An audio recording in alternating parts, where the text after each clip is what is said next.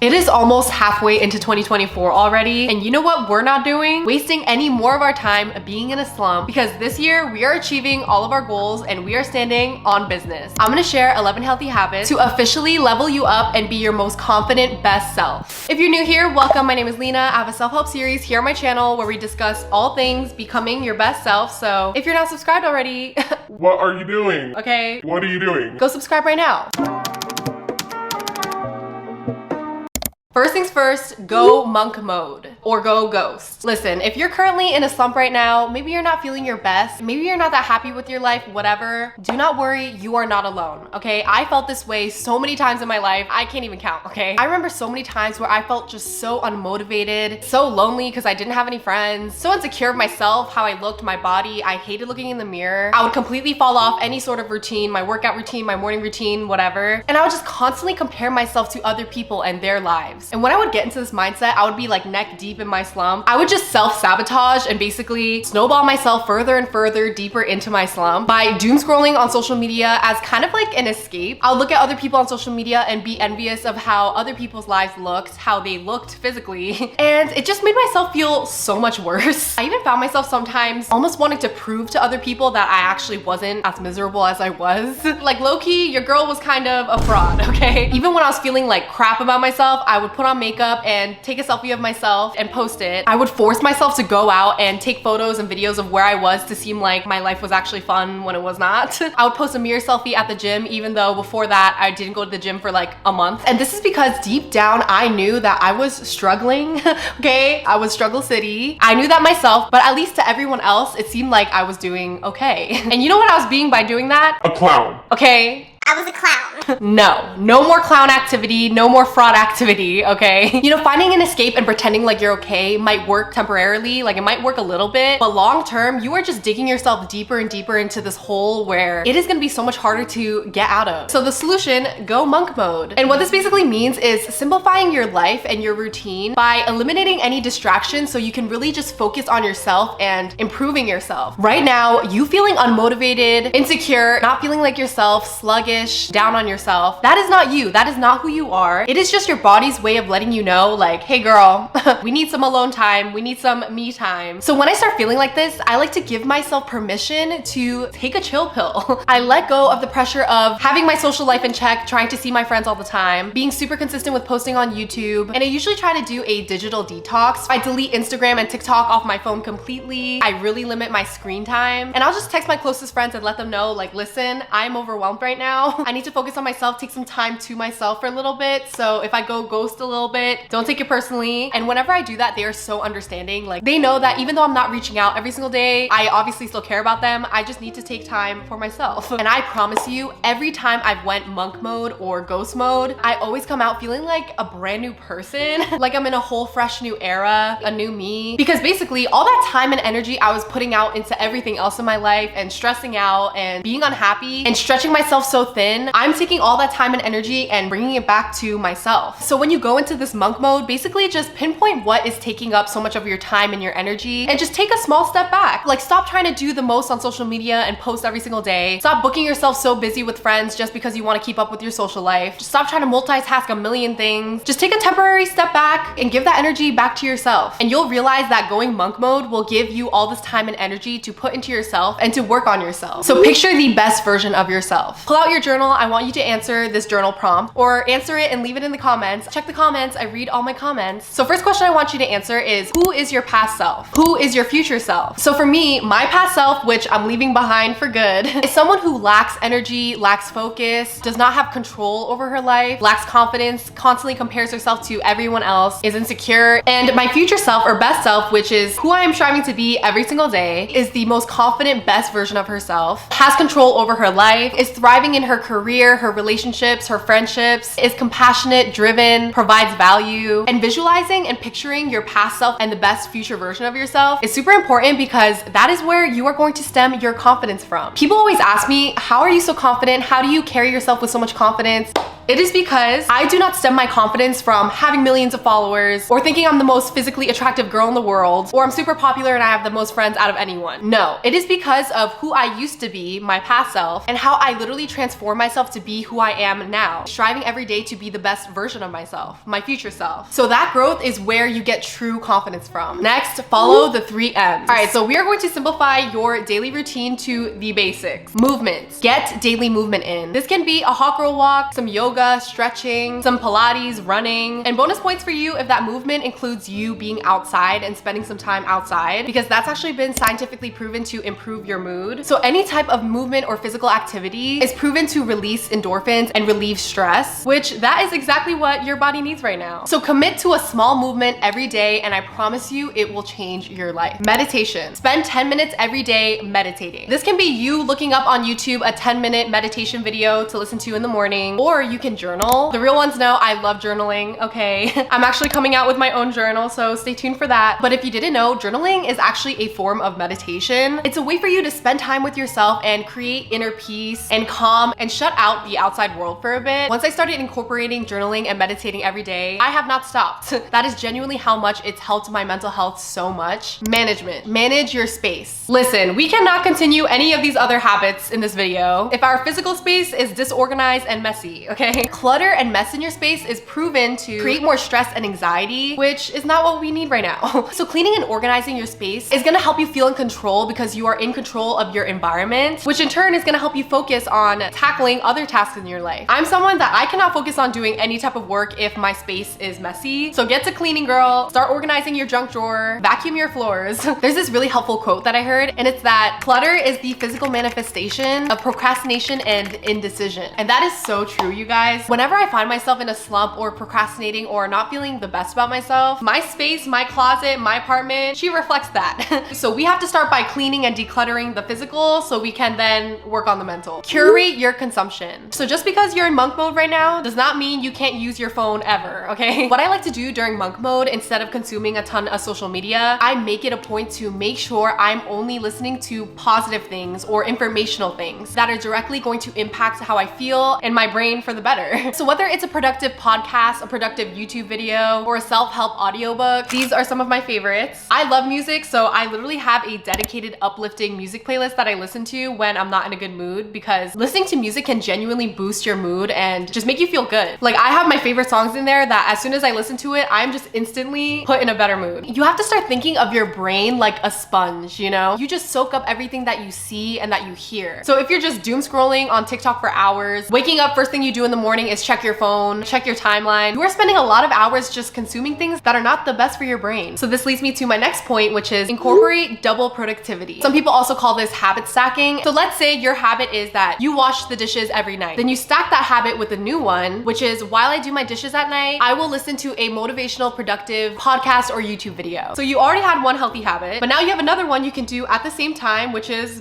boom, double productive. Literally anything in my life where I can be double productive, I do it. And you'll notice you'll feel so much better and more productive with your life. And it honestly takes little to no effort, yet you're still being productive. So for example, while I do my makeup, I'll listen to an informative YouTube video like Diary of a CEO because it genuinely motivates me and helps me learn about so many different topics. Going on a hot girl walk, I always make sure I'm listening to something that is uplifting, motivating. And it's such an easy way to incorporate a healthy habit. Another double productivity thing I do is before I drink my caffeine in the morning, I always drink a glass of water, because if you didn't already know, when you wake up, your body is dehydrated and caffeine makes you more dehydrated. So you need to make sure that you're drinking water before any type of caffeine hits your system. And it also helps you avoid that caffeine crash in the afternoon. So what's been helping me so much lately with getting my water intake in has been my beautiful water filter from Aquasana, which I'm so excited because Aquasana is today's sponsor of the video. So Aquasana offers water filtration systems that provide maximum contaminant reduction while leaving beneficial minerals, including potassium, calcium, and magnesium. Also, I love that their products are made with the environment in mind. All of their filter components are engineered for minimal waste, like their filter cartridges made of recyclable parts and compostable materials. So I got the clean water machine, which I highly recommend. It instantly transforms ordinary tap water into clean, amazing tasting water at the push of a button. And for years, I used to use traditional water pitchers, and it would always take the longest time for the water to pour out. But Aquasana's clean water machine uses power for super fast and effective filtration, which is 5 times faster and tackles 15 times more contaminants than the leading pitcher. And it lasts up to 7.5 times longer than the leading pitcher filter, which means fewer pure filter replacements, and more amazing tasting water. If you guys are ready to start drinking cleaner, healthier water, scan the QR code or click the link in my description to get 55% off all systems, $49 and up, plus free shipping. Take control over your time. So basically, manage your time so that you don't procrastinate anymore.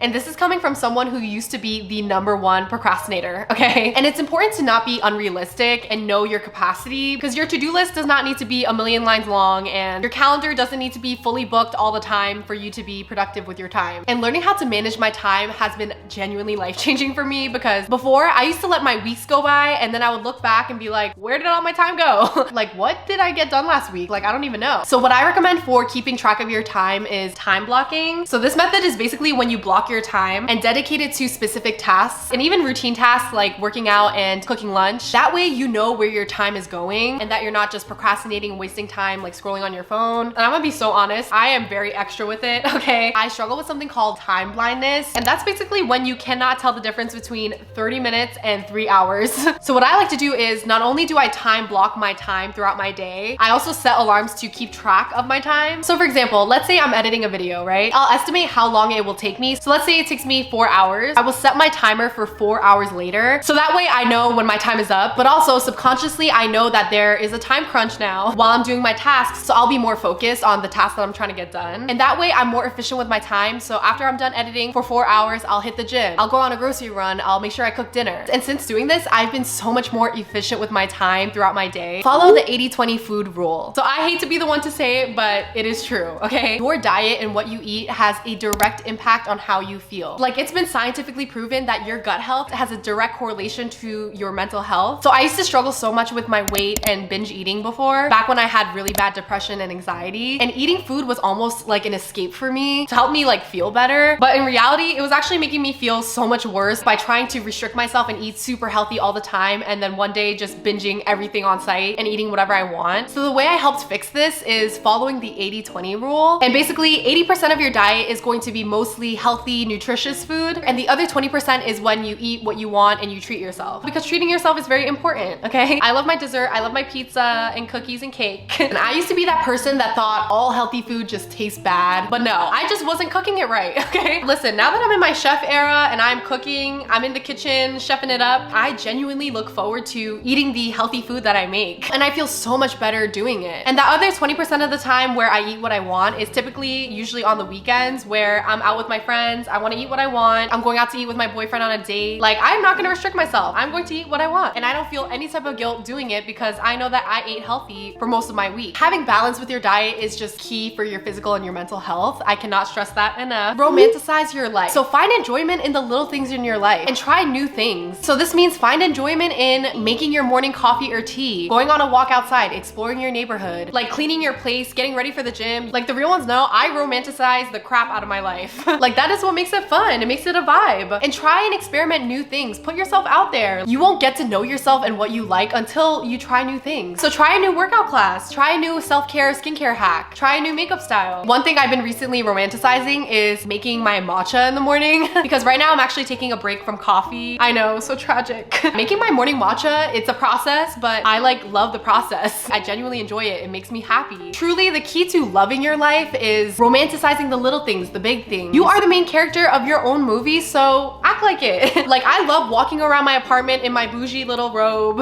I like to light my candles at night, like make it like a cozy vibe. I even romanticize being at home at night and watching Netflix with my cat. I treat myself and do things like I am the main character of my movie because I am. Stop with the people pleasing. Listen, as someone who is an ex people pleaser, I know how hard it is, okay? But this part is going to be so key in you becoming your most confident self. And how to stop being a people pleaser is a whole video on its own. If you want that video, comment down below. Stop being the brunt of every joke just to make other people laugh. Stop making yourself small so other people shine. Stop being afraid to be your true self because you're afraid of people not liking you. Listen, speaking from experience, the friends you make people pleasing will not last anyway. Because the minute you speak for yourself and you actually set boundaries and put your foot down, that is is when they will turn on you and make you the bad person. And they're gonna be like, oh, you changed. Like, you're so rude now. I don't even know who you are anymore. Like, who are you? Like, letting people constantly break your boundaries and take advantage of you will ruin your self-confidence and your self-worth. And also, fun fact, being a people pleaser comes from having low self-confidence. And I used to be the biggest people pleaser, and I learned this the hard way. I was so insecure in myself that I just wanted everyone that I met to like me, when that is not possible. For example, even the most loved people in the world, like Taylor Swift, Zendaya, oh my gosh, I love Zendaya, Leonardo DiCaprio, I don't know. There are tons of people who love them, but there's always someone out there that doesn't really like them. And that is okay. They are entitled to their opinion. Stop bending over backwards just for people to like you, because that is ultimately not in your control. Like, I want you guys to join me in being in my I do not care era. It took me a while to get here, but I'm here. I do not care whether someone likes me or not. I do not care when people comment on my videos saying that I'm chubby, or that my voice is annoying, or that my videos suck. I do not care if the barista at the cafe that I went to is rude to me for no reason, because I understand that not everybody has to like me, but also only hurt people like to hurt people. Like me, as a confident person who also is a kind person, you will never catch me here hating on somebody's video, commenting below like, you're ugly, I don't like your video, blah, blah, blah, blah. Like, you will never catch me. I can be down bad in my life, and I will never take the time of day to send someone hate or make them feel bad about themselves. Also, question for you as a people pleaser, do you genuinely want to spend the rest of your life being liked for someone that you're not? Or would you rather be genuinely loved for who you are, but not have every single person you meet in the world think you're the nicest person in the world and like you? I retired from people pleasing because now I know who I am, and I have a strong sense of self, so I don't have to look to other people to tell me that and affirm that. I always say this, but it's true. You set the bar for how others treat you by the way that you treat yourself. Ask yourself, are you mean to yourself? How do you speak to yourself? How do you treat yourself? Do you genuinely take care of yourself? Do you take yourself out and spend quality time with yourself? I used to be my own biggest hater, okay? I would be so mean to myself. I would tell myself I'm ugly, I'm stupid, I'm never gonna be successful, I'm unlucky, I'm never gonna achieve things in life. Like, before I had confidence, I was the biggest hater of myself. And I realized that the quality of people in my life started drastically improving when I started treating myself better. And it's so cheesy, but it's true. You can only love others if you know how to love yourself. And I did not understand that until I started loving myself. When I stopped self-deprecating and feeling bad for myself and started being my own cheerleader, being my own hype woman, telling myself, I got this, I can do this, I will get through this. Your confidence is going to radiate, and other people are gonna treat you the way that you deserve. Work to build your resume every day. People like to complicate confidence, and it's really not that complicated, okay? I'm gonna break it down for you. I used to think like, oh, I have to get this surgery and fix myself to be confident. I need a bigger butt to be confident. I need to act like this to be confident. No. You will only have true confidence when you have value in your life. And your value is going to come from what I like to call your resume of success. And your resume is going to be built with big things and small things. They both count. All of it counts. So for example, it could be you getting your bachelor's degree and graduating from college, getting your dream job, starting your dream family, starting to post on social media as a content creator, learning a new language you've always wanted to learn, finally finishing the book that you said you're gonna read. Whatever it is, your resume of success is going to be built by you committing yourself to something and getting the damn thing done. Being a woman or man of your word. No matter how big or how small, everything counts. And the way that I like to think of my self-improvement journey is I want to use every single day to work to build my resume of success and just take it day by day. So yeah, I really hope that this video is helpful. If there's any more self-help topics you want me to cover, leave them in the comments below. Check the comments. I read all of my comments. You can follow me on Instagram if you're a real one. I love you guys so much, and I hope to catch you in my next video. Bye guys.